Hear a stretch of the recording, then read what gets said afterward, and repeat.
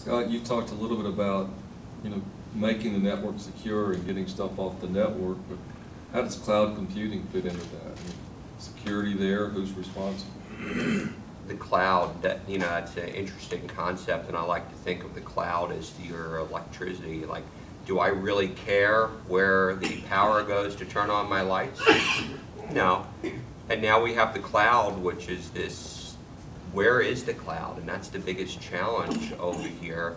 And who is responsible for securing the cloud? Again, there's another bit of trust that's involved. We're trusting that our cloud providers are keeping the information safe. There was one provider, a Dropbox, that exposed quite a bit of information that was out there. So everyone who put that information in, it was exposed. Cloud is a great way, it's very efficient, but what if we're in the medical industry? What are we going to put sensitive medical information into the cloud? Well, maybe we can, but what if, it's just the cloud provider can go out there and find out that it's a lot cheaper to set up the cloud over in Japan. Can we have medical information because of HIPAA going over to Japan? Absolutely not. So it becomes a little difficult. And in the most simple form, what's the cloud? The cloud could be Gmail. Put your information over in there. It's not based in the server. I had a situation where an attorney contacted me and said, I keep all of my information in the cloud, and a hacker got in and infiltrated my account, and all that information is out. So you really have to think about, there are, unfortunately, for every bit of technology that can make your company more effective and more efficient, you really need to understand the risks that are involved before you make these decisions. I'm going to try to combine a couple of questions, and if we don't get to your question, I apologize. What about travelers with their portable devices, particularly going abroad? Are there problems with having devices in hotel rooms, on transportation, and what about nations? Are there certain nations perhaps that we need to be more cautious about as travelers? I'll take that question. Just last year, I visited a friend in Shanghai, and I took a netbook with me. But before I went, I had the system completely wiped of any information, reloaded the operating system. I took it for the purpose of using Skype. To say, and I'll put it this way, even if you're not in a foreign nation, I'll just say you're in America, you leave your notebook in a hotel. Who has the key to the room? You don't know. I would recommend if you do travel abroad, you take anything that's not pertinent. Put it in the cloud where someone may get to it, but here again, if you're using encryption, that will be a backstop. But along those lines, there's a lot of countries where encryption is forbidden. Some of our,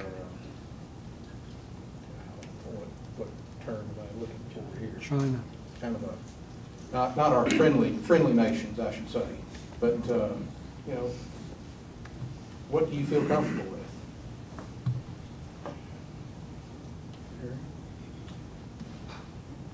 On the individual side, I know there's many products that are marketed to help protect personal information. We could throw out several names. I know LifeLock is one. There's not probably as much out there on an entity-wide level, but what are just some opinions on those type of products? You have to do quite a bit of research on it. There is, I like to say, I kind of compare it to Lipitor. I have high cholesterol, I'm going to take Lipitor, and I'm going to eat everything that I want to eat and feel better. And just walk through a generic investigation process. A business believes that they are victimized in some fashion. Do they contact both of your agencies or one of your agencies? Then as you go through the investigating process, do you find that there are some gaps in the existing legislation? And then thirdly, are you allowed to make public announcements of conclusions or threats to servers so that businesses are sort of aware of the trends as they're unfolding? I'll answer that from the state's perspective. One of the reasons that we formed the partnership with the Bureau is the people that work for me. I have 12 special agents. 6 of them perform computer forensics looking at hard drives, and the remainder perform the cyber investigations. So of those, I only have 2 that are actually network engineers, because it's such a technical field. There are very weak to non-existent state laws pertaining to this, so that's why we partnered with the FBI, because there are some good, strong federal laws. They have resources, and we combine our resources together to facilitate, because, you know, generally, unless it happens to occur here in Nashville, it's in another state, another country. As far as disclosing information, that's something that we would not do that. We wouldn't disclose any information as pertaining to an investigation, you know, just for several reasons, that our files are confidential by statute.